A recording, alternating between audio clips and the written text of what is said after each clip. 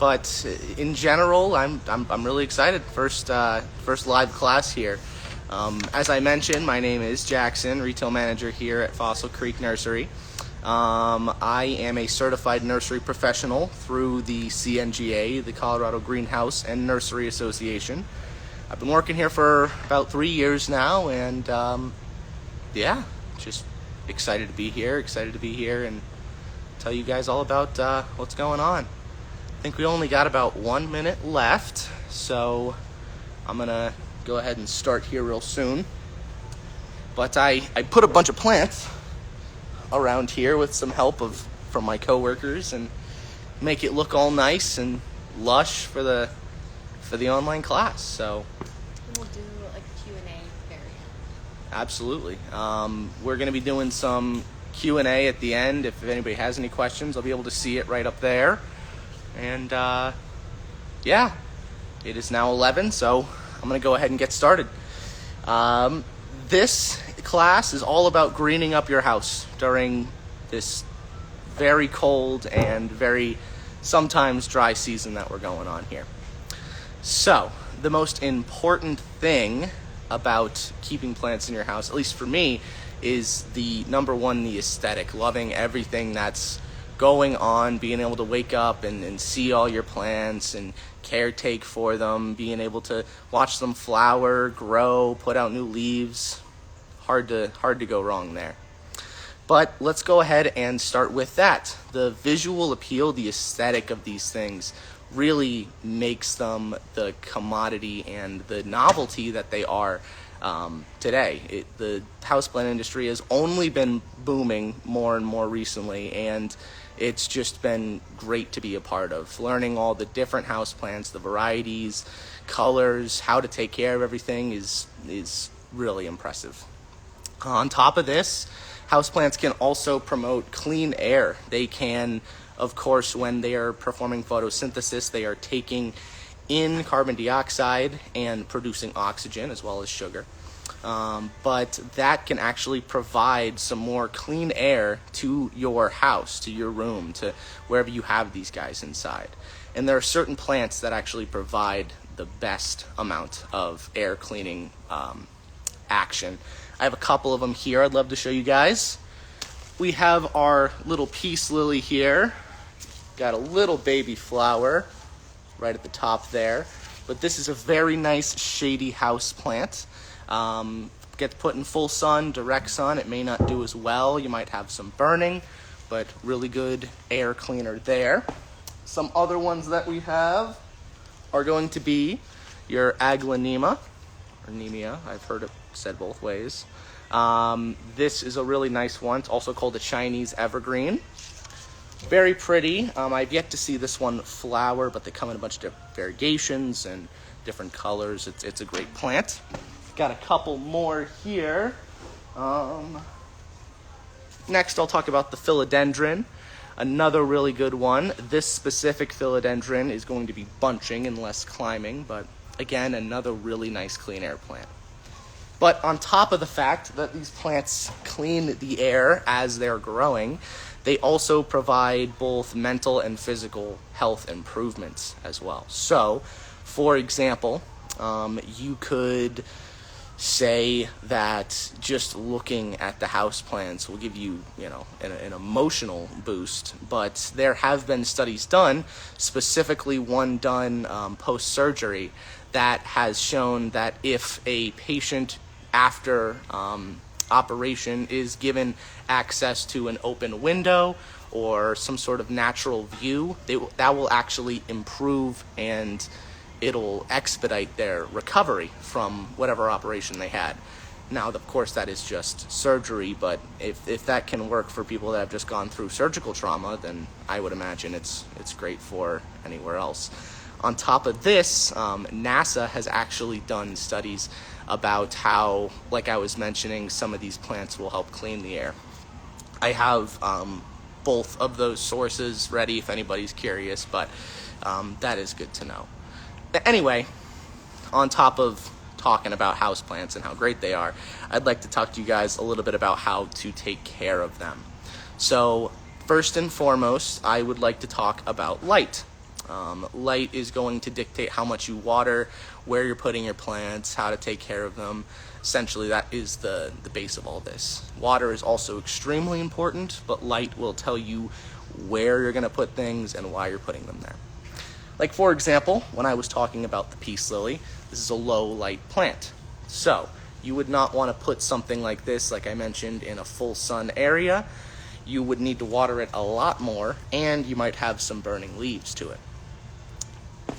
However, we go to something like an aloe plant. Aloe is a succulent, and it is more related to, of course, cacti than any of the other things that I've put up here. It also has its own medicinal benefits, but this is one that you can throw directly into your window and have it in the most direct full sun that you possibly can.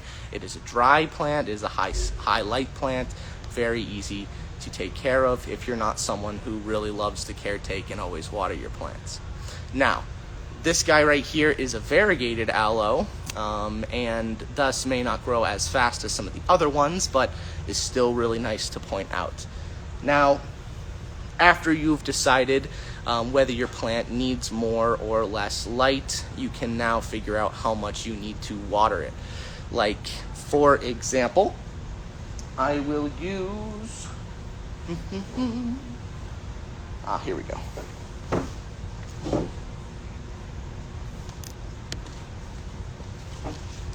A pothos. Pothos is very easy, often considered a very good beginner house plant. It is vining, trailing, and also can take very low light conditions.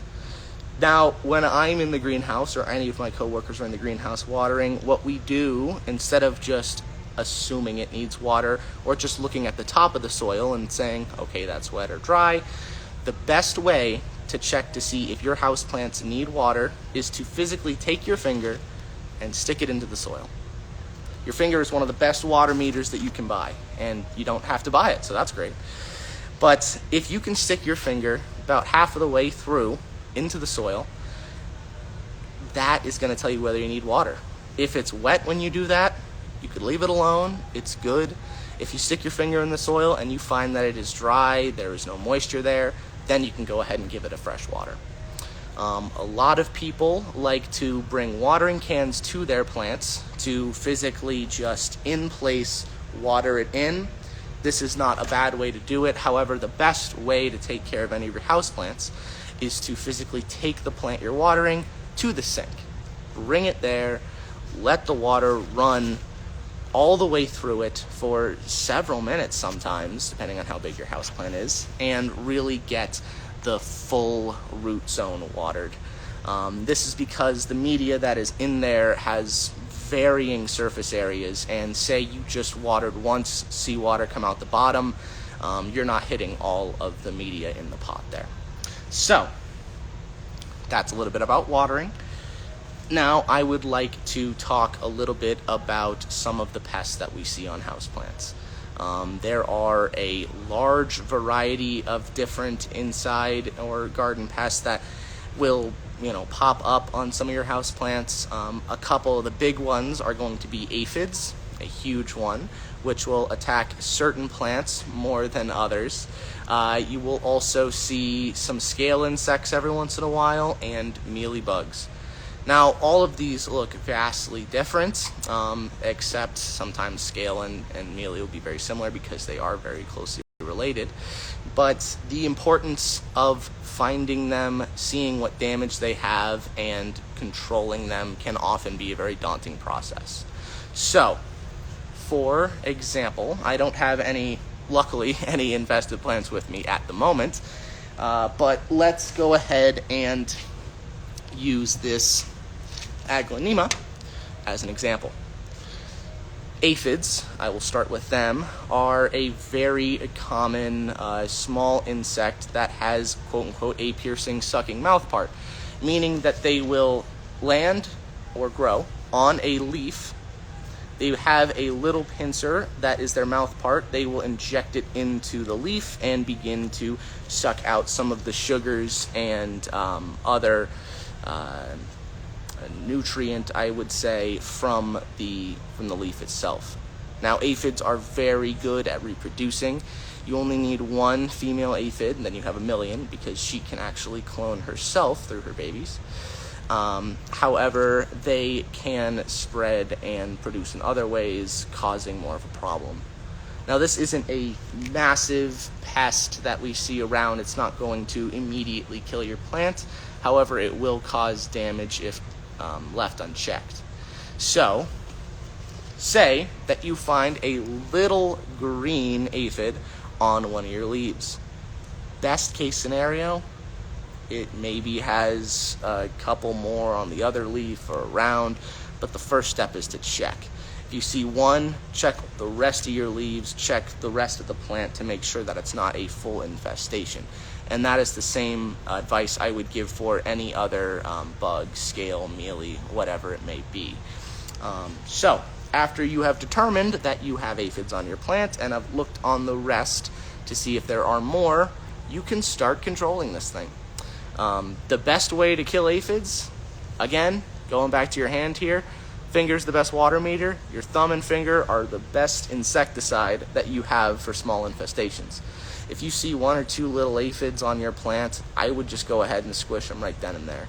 If you can't find any more at the time, if your plant is dry when you find those aphids on there, they are really easy to just hose off right into the sink and get them right down the drain and fix your problem right then and there.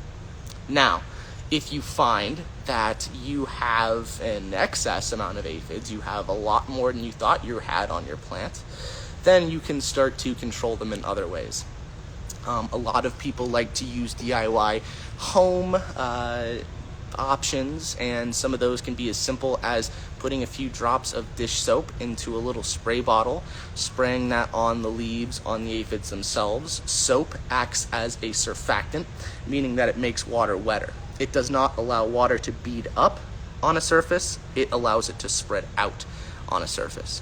So if you are spraying that soap water on a small infestation, essentially you are just making all of those aphids slip right into the sink, trash, or wherever you're having your plant. If that doesn't work, there are other options, but I'd like to talk more about those with these other pests. Now, I'd like to talk a little bit about scale insects. Scale insects are small, very small insects that have an armored shell on them. They will be the shape of about, I would say, kind of a flattened egg, and they will congregate on all kinds of different parts of the plant. They've been known to be on leaves, soft stems, woody stems, depending on how bad your infestation are or what plant you have. Now, when you're dealing with scale insects, because of that armored shell, it may not be as easy to get rid of. The armored shell prevents things like your soap or spraying insecticides from actually harming that insect. That armored shell protects them, and it is a great defense mechanism for them. The best way to take care of that, again, would be if you see a small infestation, I would take what you can with your thumb, kill those as soon as you can, and then start looking around for more of those scale insects. They are hard to find because when they're small, they are often very translucent. They are see-through. They are very hard to detect. Once they become adults and start to be able to reproduce, that is when they turn into their brownish orange color and begin to become a problem. So, on top of squishing them, some of the best ways to take care of them would be, instead of necessarily spraying, you could put something into the soil. Often these products are going to be granular, and they may be systemic. Now, this is just one that I grabbed off of our shelves here, but it is very important to know that this can deal with a variety of insects. In fact, I made sure that this was labeled for aphids, scale, and mealy. That is also something very important when choosing insecticides. The legal option is to choose something that you are, if you see a specific insect, make sure your chemical you're using has it labeled for that. Now, this is a systemic insecticide, meaning that once you water it into the ground, into the soil of your plant, the roots will take it up and all of these insects, aphids, mealy, scale, will take up that chemical as it moves through the plant. Now, that is a very effective way to kill some of these insects that are hard to kill by spraying, because they will actually take up the chemical as they're feeding. Now, you want to be careful if you have a fruiting tree like a lime or a lemon, pomegranate, anything that has a product that you want to eat your herbs to. You want to be careful using products like that because they will last in the plant. It varies depending on the plant, of course, but it will last in the plant for a while, so you do just want to be a little bit hesitant. If, say, your lime is fruiting and you see insects, you may want to take care of it a different way. Now, finally, I would like to talk about mealybugs, which is probably the biggest issue, biggest pest that at least I see around the industry nowadays. It is harder to take care of because, again, like the scale insects, their young are very small.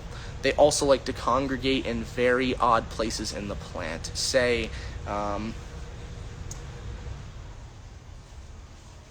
bring up this philodendron, for example.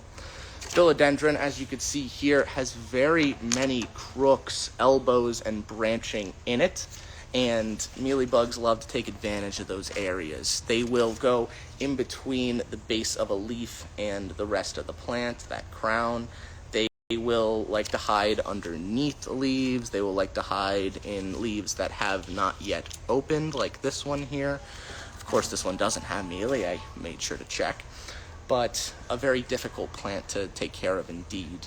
Another harmful thing with mealybugs is if the problem becomes bad enough, they will congregate in the soil of your plant. They will create little colonies and reproduce there and begin to climb up. So it can be harmful in many ways.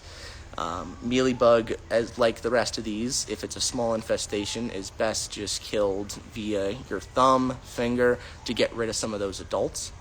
Now, after this, you can attempt to do some of that soap water I was suggesting. You could go for something a little bit different. This is an Omri organic product called spinosad soap. The active ingredient are potassium salts of fatty acids, which essentially will burn the coating of the mealybug and also act as a surfactant to get some of those off. Since it's an Omri organic product, of course it is safe to use, but I would still be hesitant not spraying them directly on flowers, or if for some reason you have nice pollinators around. I don't know why you'd have them in your house, but if that is an issue, this will also harm some of them. So you just want to be careful there. Another product, which I've already talked about, that would work well on mealybugs are some of your granular systemics. This is another good option if your infestation is bad, because you can water it into the soil, it will be taken up by the plant, and then you won't have any issues. Again, this systemic right here, which, there are different brands for the same chemical, but all will be very helpful in getting some of those mealybugs that you physically cannot reach with your hand or cannot see with your eyes.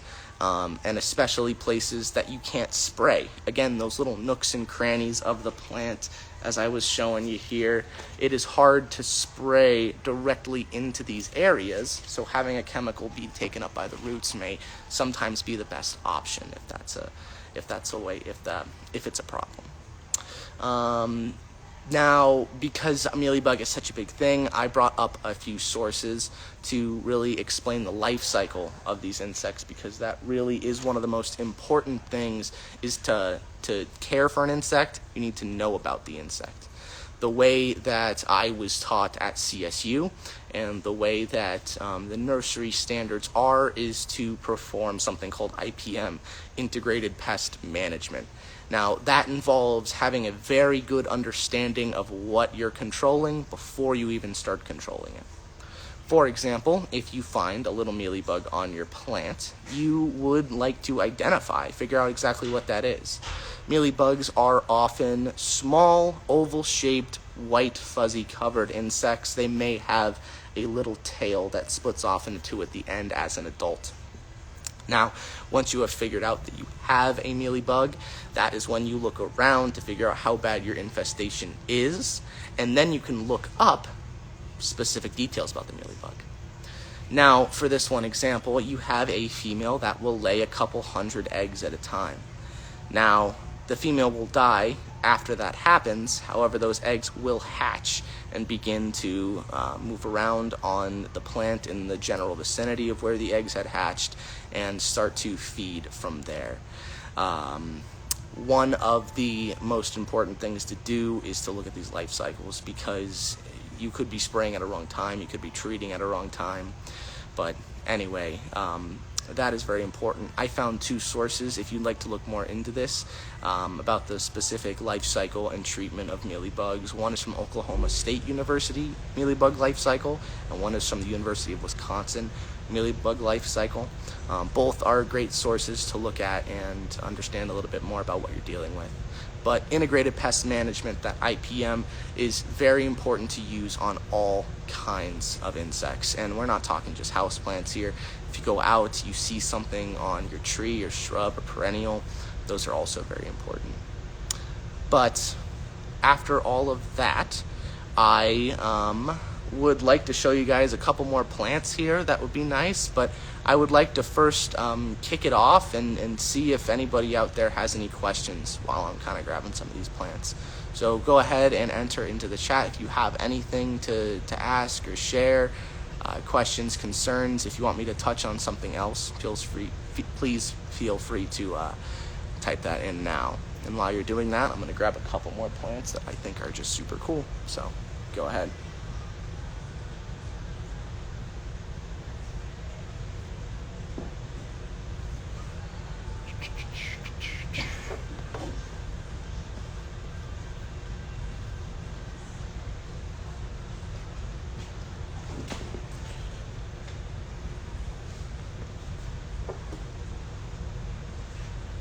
Alrighty, I'm not seeing anything right now in chat, so I'm going to go ahead and disclose a couple more of my favorite plants. This right here is a snake plant.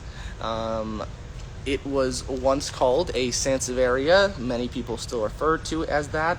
However, I have been told that it is now a Dracaena, which is interesting, which is also a very good air cleaning plant.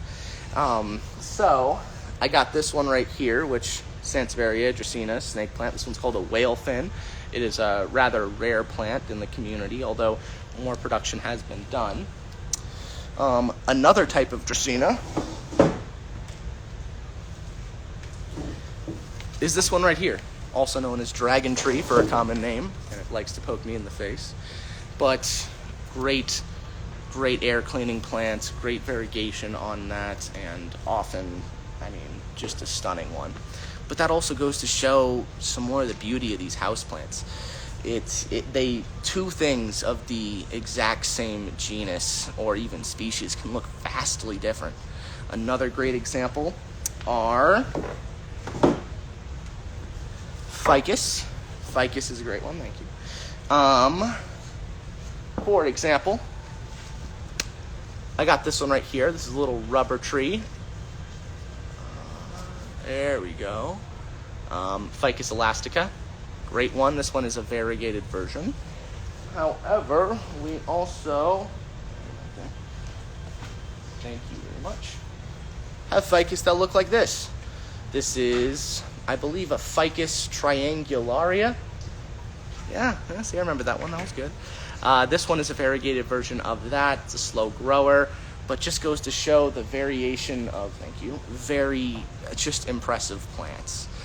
I would love to show so many more with you guys here, and I could spend all day doing so. I got one more for you, just because it is kind of at the end of its season, usually flowers right about Christmas time, but the Amaryllis, which is a true bulb here.